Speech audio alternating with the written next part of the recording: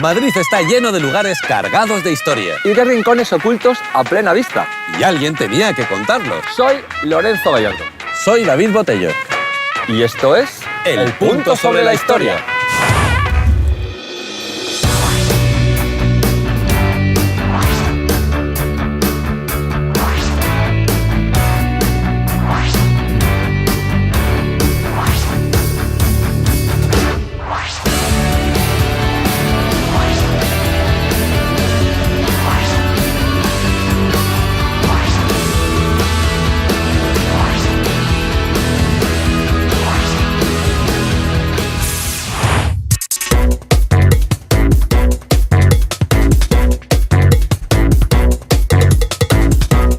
Nos venimos arriba pedaleando cuesta abajo por el último tramo de la Gran Vía. La calle más teatrera de todo Madrid. Y todo Madrid es un enorme escenario. Cada día es un día de fiesta en la Gran Vía. Empezamos. Madrid es un punto.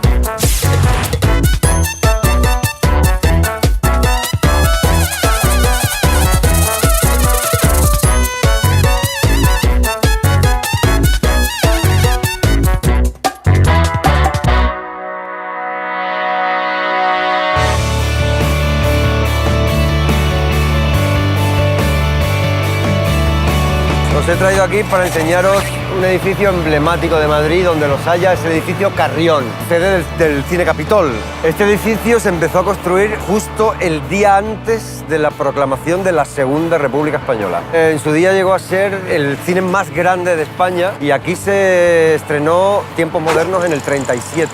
La de Chaplin. La de Chaplin. Muy buena. Aquí, en plena guerra civil. Aquí la gente venía al cine durante la guerra, sí, a pesar de los bombardeos. Y aquí no se hacían reposiciones, las reposiciones se hacían en los cines de barrio. Aquí solamente se hacían estrenos. Aquí había unos carteles inmensos porque en esa época no había trailers. La gente no sabía lo que iba a ver, sabía lo que iba a ver por el cartel enorme que había. Entre los años 50 y 60 se vivió el máximo esplendor de la Gran Vía cinematográfica y del Cine Capitol. Aquí venía la gente a ver Gilda. Bueno, Gilda sí se podía ver, pero tenía como una clasificación de gravemente peligrosa. La censura la había visto previamente, le habría metido cortes a tutiplén y se podía ver, pero con peligro. Esto me lo ha contado mi madre, como que allá tú, ¿no? Porque la cosa era bastante pecaminosa, esa película. Porque se quitaba un guante. Se quitaba un guante de una manera que se interpretaba por la iglesia como muy lasciva. Hombre, algo de eso había, pero la chica se está quitando un guante, no pasa nada, déjala que se quite un guante. En este cine se proyectó la película Mogambo, y con Mogambo pasó una cosa muy curiosa con el doblaje, que no sé si sabéis que el doblaje se utilizaba también como una forma de censura, y entonces había dos personajes que eran Grace Kelly y Clark Gable, que eran amantes. Y entonces los censores dijeron, no, esto no puede ser, lo vamos a convertir en hermanos. Y lo que consiguieron es que de un adulterio se pasó a un incesto.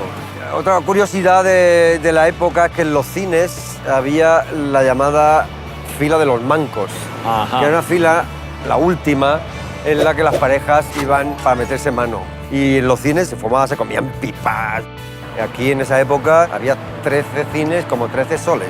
Hoy quedan 3, el Capitol, el Callao y el Palacio de la Prensa. De esos 13 cines, algunos de ellos se han convertido, para mí tristemente, en centros comerciales o tiendas, y otros, que me parece una buena evolución, se han convertido en teatros. Invito a toda la gente que siga viniendo y que venga a estos 3 cines porque son patrimonio de Madrid y son una maravilla. Yo creo que se deberían conservar para siempre estos cines.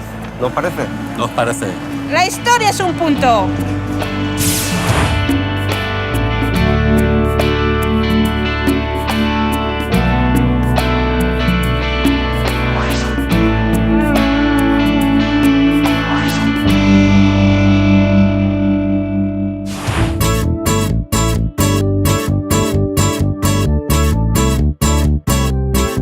Esta callecita tan ensombrecida, tan asombrada y tan sombría es la calle de Tudescos. Aquí estaba el Seminario de los Ingleses, una institución que entre té y té enseñaba el dogma católico a los chicos de este país. Después se la quedaron los jesuitas y los ingleses se trasladaron a la iglesia de San Ignacio de Loyola. Un buen día en el siglo XVII apareció por aquí el sacerdote y escritor más top del momento, Lope de Vega. Llegó a estar tan considerado en su época que, para decir que algo era extraordinario, en vez de decir debuten, decían de Lope. Vino por aquí para escuchar una charla sobre teología y medicina que se celebraba en el seminario. De repente empezó a sentirse mal y le entró un no sé qué por el cuerpo que se quedó medio muerto, matado, desmayadito en el suelo. Se lo llevaron rápidamente y le hicieron una sangría de urgencia. Sorprendentemente, la sangría le dejó tan debilitado que 3 días después le dio por morirse en su casa. Era tan querido que Madrid le organizó un funeral gigantesco que duró 9 días. Fue lo que viene siendo un funeral de Lope. El punto sobre la historia.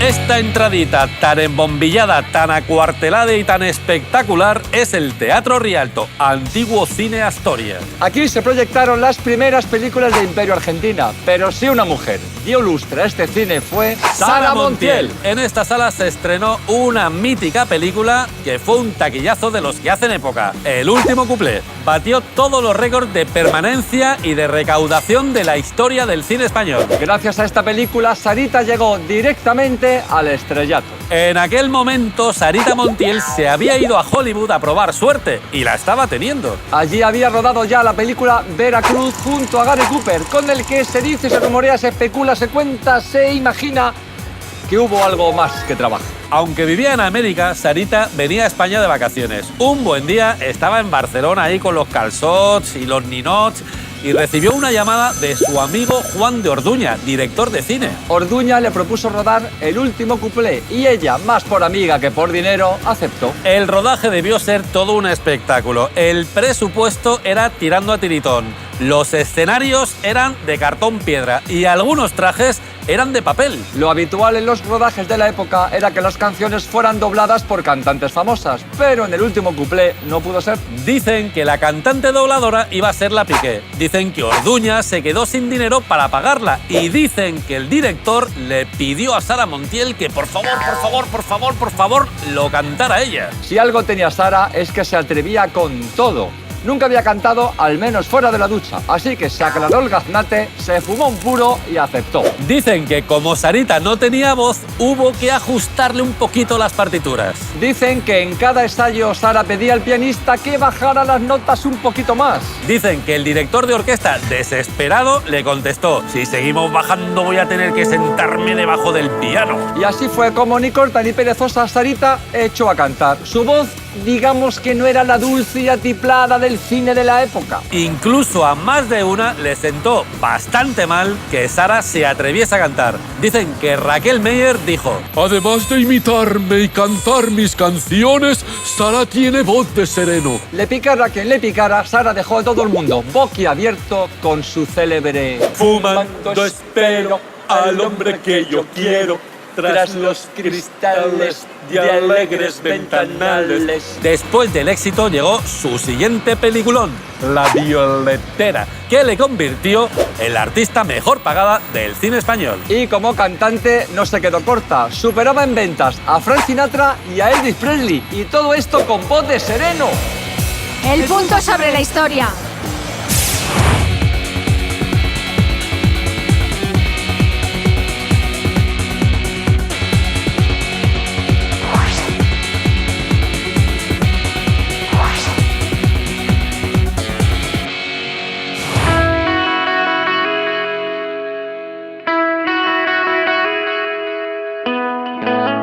Este lugar tan chill out, tan inesperado y tan oasis en la gran ciudad son las Cuevas de Sandó, en los bajos del Hotel Santo Domingo. Aunque lo veáis así modernito y con lucecitas en el suelo, estas cuevas son del siglo XVI. En tiempos de Felipe II, la corte se vino a este villorrio manchego por razones que todavía estamos investigando.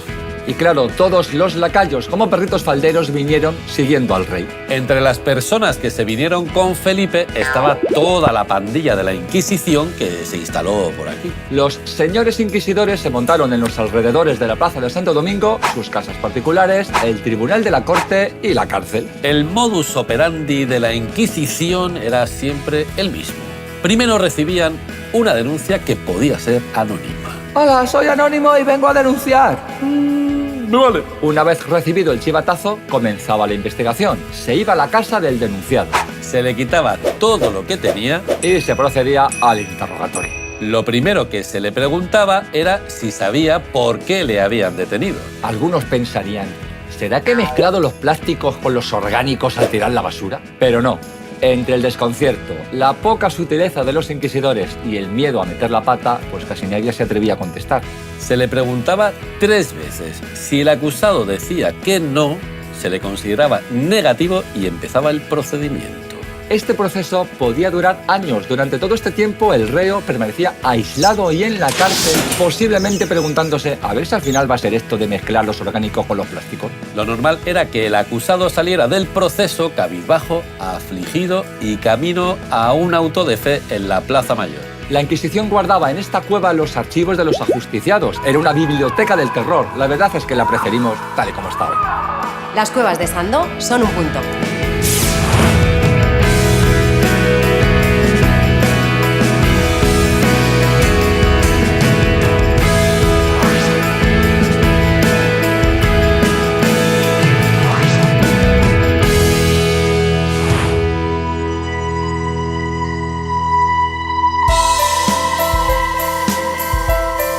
Este edificio es el Lope de Vega, que se levanta donde, antes de que existiera la Gran Vía, estuvo la Casa Profesa de la Compañía de Jesús. Casa Profesa es como los jesuitas llamaban a sus conventos. Cuando hicieron el ensanche de la Gran Vía, la Casa Profesa se quedó ahí en medio, estorbando. Unos decían que era una barbaridad tirarlo abajo y otros decían, bueno, pues tampoco se pierde gran cosa. Se pasaron todo el mandato de Primo de Rivera discutiendo qué hacer con la iglesia. Y así, discutiendo, les dio la República. Y entonces llegaron unos exaltados y decidieron que lo mejor era directamente quemarla. Como dice Ortega, somos un país de pirómanos. Aquí o quemamos herejes o quemamos iglesias.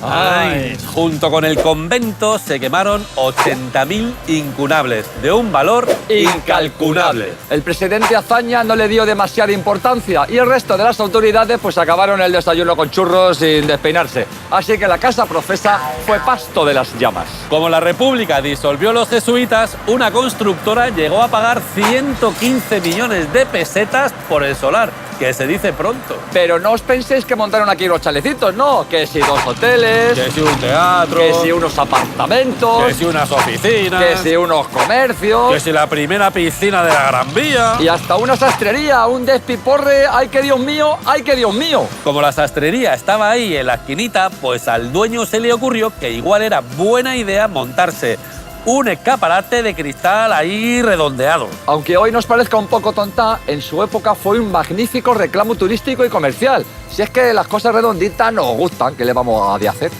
La historia es un punto.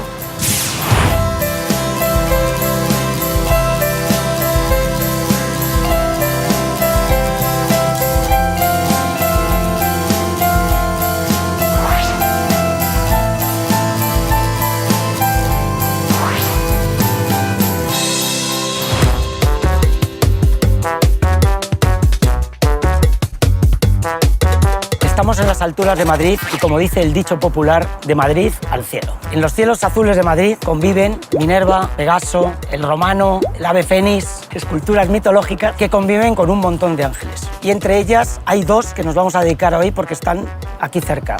Una es el romano y otra el ave fénix. La estatua del romano está sobre el antiguo edificio del Banco Social de la Edificación, que fue muy afectado durante la guerra y entonces hubo que restaurar en el año 43. En ese año 43 se le añadió la escultura que está en la parte de arriba del edificio.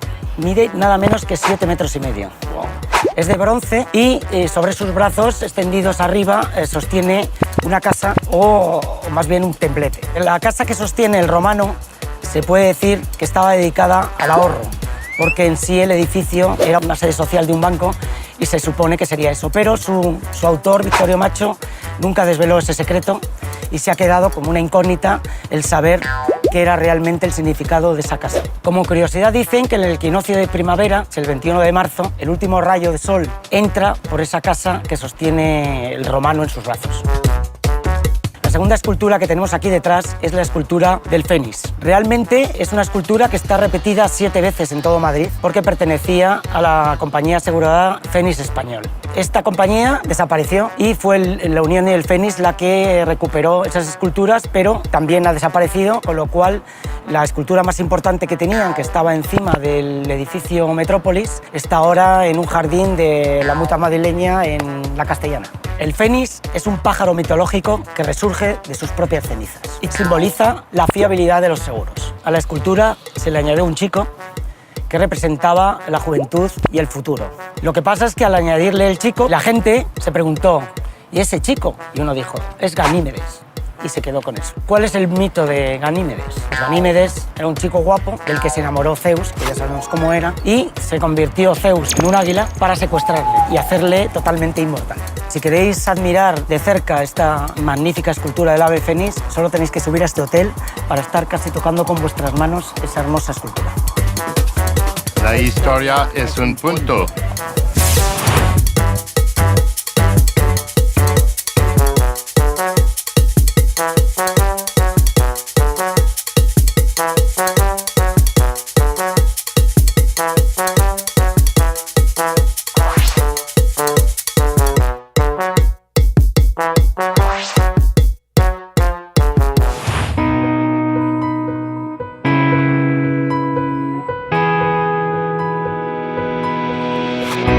Os he traído aquí a la Gran Vía y justo detrás tenemos donde vivió la inventora, se puede decir, de la copla o de la canción española. A mí me gusta más llamarlo canción española que copla. Y Concha Piquer fue la que unió en el año 1940 al famoso trío de autores Quintero, León y Quiroga. Ella vivía aquí en el primero y Estrellita Castro, la famosa cantante del Caracolillo, vivía en el tercero. Y ella decía, yo estoy por encima de la Piquer. Y decía, ¿pero por qué dice usted eso? Y dice, porque yo vivo en el tercero y ella en el primero. Muchas críticas hablan de que era antipática y no es que, yo no creo que fuera antipática. Era una señora que con 13 años se la lleva el maestro Penella a Broadway sin saber hablar ni español ni inglés, solamente hablaba valenciano. Vuelve a España y ella lo que pone aquí es la disciplina que aprendió en América. Era una mujer estricta a la hora de trabajar. Muy profesional. Muy profesional. No consentía que nadie llegara con una camisa arrugada, ni mal vestido, ni mal peinado. Eso no lo aceptaba. En esta casa estuvo alquilada toda la vida. La casa no era suya, no la compró nunca. Y era una mujer que ganó muchísimo dinero. Además, hay anécdotas que decían, cuando terminaba el espectáculo, el público tenía la costumbre de zapatear, decir bis, bis, para que repitiera algún tema. Y ella hacía así, los callaba y decía, ¿os ha gustado? Y todo el público, sí, y decía, volved mañana.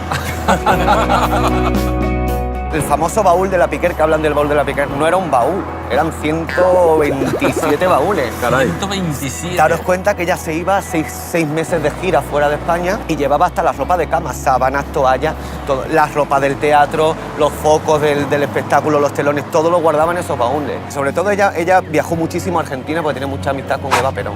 Es más, su hija tuvo tifus y fue Eva Perón la que buscó la medicina para que se la mandaran aquí a España y así salvó la vida, gracias a Eva Perón. Fue una mujer que rompió muchos moldes en su época. Por ejemplo, la censura era criminal con los espectáculos. Cortaban las canciones, les cambiaban las letras a los autores. Y, por ejemplo, hay un tema famosísimo, Ojos Verdes, que decía apoyar en el quicio de la Mancebía. La Mancebía era una casa de citas. Y, claro, le cambiaron la letra por apoyar en el quicio de tu casa un día.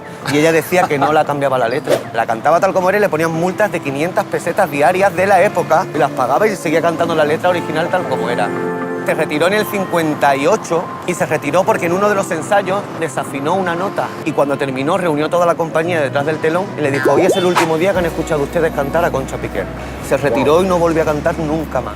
El tema de Mañana Sale es el tema con el que ella desafinó. ¿Te puedo cantar un trocito para cerrar? Voy tirando los caudales, son de Doña Manolita. ¿Quién me compra esta penita? Mañana sale. ¡Bravo! Esto es cantar, esto sí que es cantar. Yo no puedo ser listo.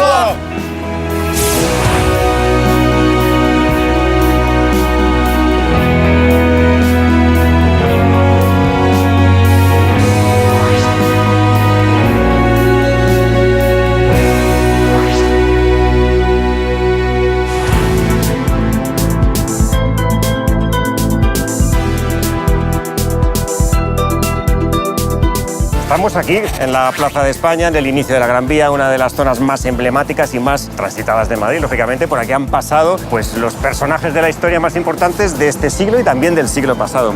Y uno de los personajes que, por ejemplo, han pasado por aquí fue Eisenhower, más conocido para sus amigos como Ike. Fue presidente de los Estados Unidos y además fue un general con mucho talento porque, sobre todo en la Segunda Guerra Mundial, se consolidó como un gran estratega, porque fue el que diseñó el desembarco de Normandía.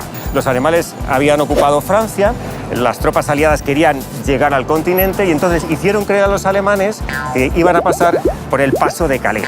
Y lo que hizo Eisenhower es mandar a todas las tropas a una zona a unos kilómetros de distancia que era Normandía, de ahí el desembarco de Normandía. Este hombre también tenía su punto, estamos en el punto sobre la historia, tenía su puntito también porque 10 años después dijo que era el artífice de la primera cumbre interplanetaria, que había contactado con los extraterrestres y que habían mantenido una comunicación telepática. Y a lo mejor os estáis preguntando, pero bueno, ¿qué obsesión tenía Manuel con Eisenhower y por qué estamos aquí en la Plaza de España o en la Gran Vía, ¿no? Bueno, pues porque este fue uno de los puntos por los que pasó en su visita a España, cerca de las Navidades de 1959. Franco le recibió en Torrejón y después vino por las calles de Madrid, por toda la Gran Vía y también a esta Plaza de España. Y ahí tuvo lugar un momento, un abrazo histórico, porque aparece una fotografía en donde se le ve a Eisenhower con Franco sonriendo a mandíbula batiente. Y muchos se preguntaron, ¿pero de qué se están riendo estos dos hombres, no? Pues resulta, aunque parezca raro imaginarlo, que Franco le contó un chiste que le hizo muchísima gracia a Eisenhower. El chiste venía a decir que este era un militar que tenía una herida en la cabeza, le llevaban al hospital y recibe un despacho diciéndole «Usted ha sido nombrado general». Entonces él cogió, se subió al caballo, se puso al mando de sus hombres y le dijo el médico «Pero hombre, que tiene usted una herida en la cabeza». Y dijo «Da igual, para ser general no hace falta cabeza alguna». Y este chiste encantó a Eisenhower, ¿no? Que en esa torre que veis ahí, en la Torre de Madrid, que es conocida por todos, se empezaron a iluminar una serie de ventanas. En la parte de arriba, la letra I, en la parte de en medio, la letra K, y en la parte de abajo, la letra E, que configuraba Ike, en inglés Ike, que como ya sabéis, era el apodo que utilizaban los amigos para nombrar a Eisenhower. Bueno, Eisenhower quedó encantado. ¿Cómo sería que la prensa estadounidense, a su regreso a su país, dijo que el recibimiento de Eisenhower aquí en España había sido el segundo mejor después del de la India? Así que a Franco le vino fenomenal porque así dio a conocer a España al mundo gracias a la visita de Eisenhower y demostramos los madrileños que acogiendo a la gente de fuera somos únicos. La historia es un punto.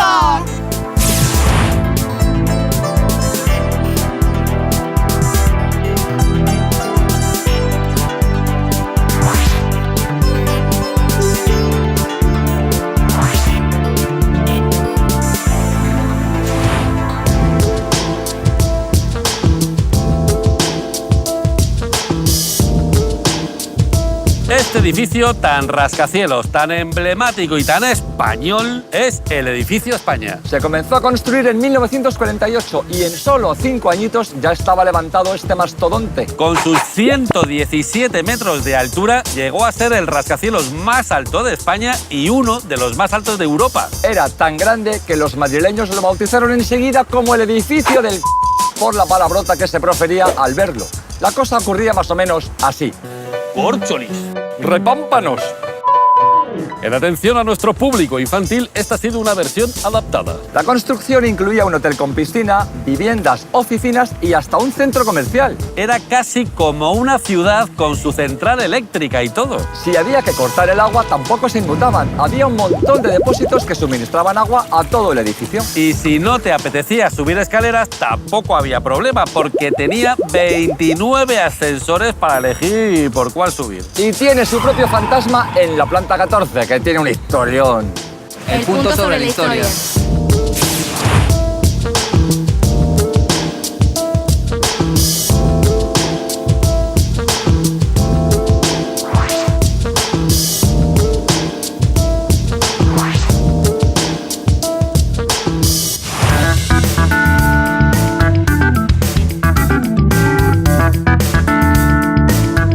En la planta número 17 de este plazaespañesco edificio se alojaba nuestro director más reconocido, el alquimista del cine, Luis Buñuel. Nació en Aragón, pero pasó toda su vida entre Madrid, París y México. Buñuel era de una familia con posibles y además es que la familia era tirando a capillitas y eso, claro, a él pues le marcó la adolescencia. Renegó profundamente tanto de la religión como de la burguesía y esto lo plasmó en sus películas Sin reparo ni gaitas. En la residencia de estudiantes hizo pandillita con Dalí y con Lorca, entre otros. Menudo jaleo se montaban allí. Precisamente con Dalí estrenó su primera película, Un perro andaluz. A Buñuel le interesaba el surrealismo, que es algo así como pegarle una patada a la lógica. Así que claro, decidió marcharse a París porque España no estaba para surrealismos. Cuando presentó El perro andaluz, los propios fundadores del surrealismo dijeron ¡ulala! ¡Este señor es uno de los nuestros! Se plantó en el estreno de la película con piedrecitas en los bolsillos para tirársela al público si no le gustaba o si le intentaban atacar. Ojo, cuidado con Don Luis. Su actitud provocadora y bromista le llevó a tener muchos seguidores, pero también a ser censurado allá por donde iba. Luis le contó a un amiguete que quería grabar un documental sobre lo malamente que estaba la situación en la región de las Urdes y su amigo le dijo: Mira, chaval, si me toca la lotería te pago la película. Y le tocó y le tuvo que pagar la película por bocachanclas. Las Urdes, Tierras en Pan era una película que trataba sobre lo malamente que estaba el país. Y claro, esto no gustó ni un pelo. En 1961 grabó Viridiana, una crítica brutal a la hipocresía de la religión. Fuera ganó un montón de premios, pero aquí dentro se prohibió. Durante su vida, Luis Buñuel dirigió más de 30 películas y recibió muchísimos premios, pero esta cosa de los premios no iba mucho con él. Mira, Mañó, nada me disgustaría más moralmente que recibir un Oscar, Virgencica al Pilar. Y por boca chancla le dieron un Oscar por el discreto encanto de la burguesía. Por supuesto, no fue a recogerlo. Pasó sus últimos años obsesionado con la muerte y bromeaba abiertamente sobre la suya propia. Decía que en su lecho de muerte le encantarían que llamaran a todos sus amigotes ateos y a un cura. Delante del cura confesaría todos sus pecados y se encomendaría a Dios, dejando a todo el mundo topicueto y flipado y ganándose un lugar en el infierno por haber mentido. Otra de sus bromitas macabras era decir que le iba a dejar todos sus bienes al multimillonario Rockefeller y que su familia se quedase todo loca cuando abriese el testamento. El caso era no pasar desapercibido en ningún momento. Don Luis, tenga usted la completa seguridad de que lo consiguió. Respect. Buñuel es un punto.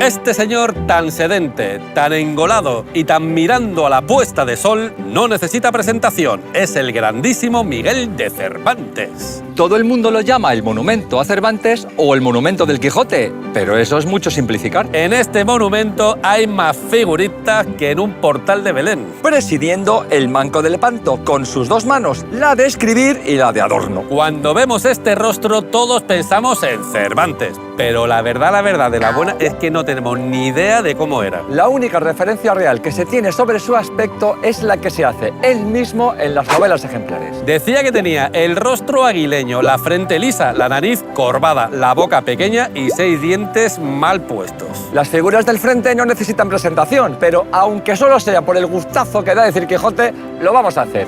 ¡Quijote! El del caballo flacucho, ese es Don Quijote, que parece ahí con la mano levantada que está diciendo para ya de hacerme foto que tengo que desfacer en tuertos.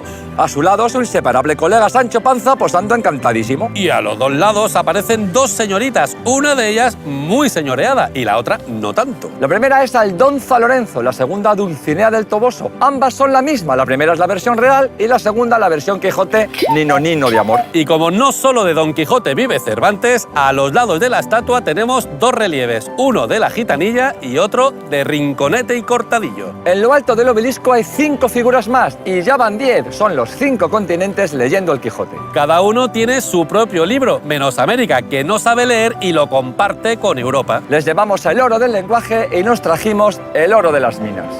El punto sobre la historia.